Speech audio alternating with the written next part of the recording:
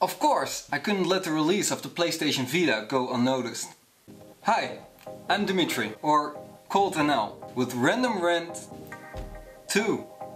Okay, so Sony released a new handheld system this week, the PlayStation Vita, the successor to their PSP system, which never picked up as much steam as Sony had hoped it would. So last December they released the system in Japan to much fanfare. It is Sony we're talking about. And it completely tanked. Okay, not completely. They've had a pretty good first week, but sales figures since have been less than stellar. So now it's out in the rest of the world. But it is worth pointing out that either I'm living underneath a rock or Sony's pretty silent when it comes to releasing this thing. Which is disturbing, because of course I went out and bought one. And the last time I paid 250 euros for a portable gaming system, well, we all know how that turned out. Sony, I am eagerly awaiting my presence as an early adopter. When the price drops. This April. Probably. Anyway, it's still a neat little machine. And I wanted to share my first impression of the Vita with you guys. So be grateful. So there are two versions of the PlayStation Vita available. The 250 euro Wi-Fi only version, the one I have here. And the 300 euro Wi-Fi and 3G version, if you want an internet connection on the go. But be warned, as the price for the system is actually quite higher than that. Because it's vital that you get a PlayStation Vita memory card as well, in order to play these games. Vital. Vita. See what I did there? However, Sony claims that not all games require this memory card to play them. But out of the 4 games that I purchased, all 4 require the memory card. So, thanks Sony! And you would probably think that a regular micro SD card would do the trick. But no. Like I said, it's still Sony we're talking about here. And the cards may look extremely similar to Sony's older M2 cards. As far as I know, the two cards aren't compatible with each other. Just don't quote me on that. Alright? But the prices of these cards are actually a bit cheaper than when Sony first announced them. But still, 50 euros for a 16 gig card? Really?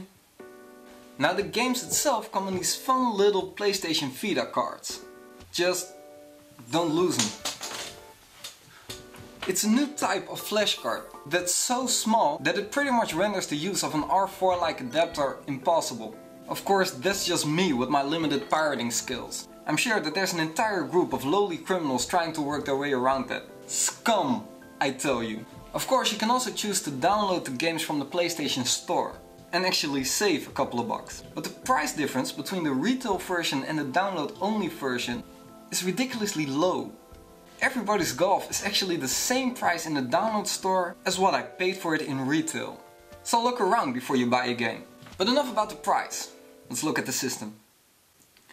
The Vita is a bit bigger than the first generation PSP, but a bit lighter in weight. However, when compared to the Slim and Light, this thing is a beast. Now it does come with dual analog sticks, finally. But the placement of these sticks, in combination with the smaller face buttons, can strain the hands a bit when playing for too long. But this is a problem that most handhelds have. Oh Game Boy Micro, how I miss you. Now, I can talk about the raw processing power of this machine, but I'm not gonna do that. We know that it's powerful. And I'm also sure you already know about the 5-inch OLED touchscreen and the touchpad on the back of the system. So let's move on to what really matters. The games. First up, Wipeout. This series is actually pretty dear to me. I played it a lot as a kid on the first PlayStation, but haven't really touched it since part 3. So, in a way, this is my reintroduction into the series. And it's awesome. Plays about the same as I remember it, and it looks absolutely amazing. Now if you're looking for fast-paced racing action, with explosions and rockets and adrenaline, get this game. Second up, Everybody's Golf. Now usually I stay away from golf games, but this just reeks of portable gameplay. Short games, easy to pick up, But here's the first thing I noticed when starting up this game.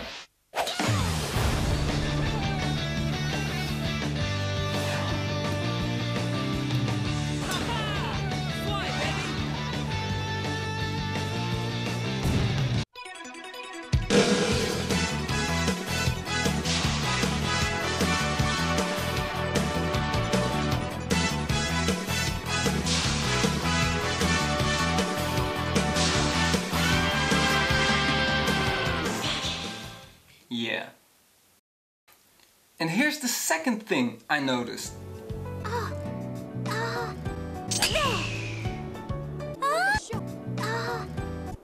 on, leave it to me. What the hell kind of a game is this? Still, fun to pick up and play if you're bored.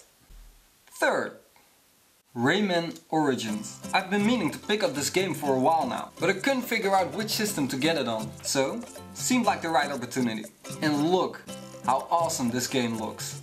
This is playing with art. It doesn't necessarily show the power of the Vita, but it plays like a dream.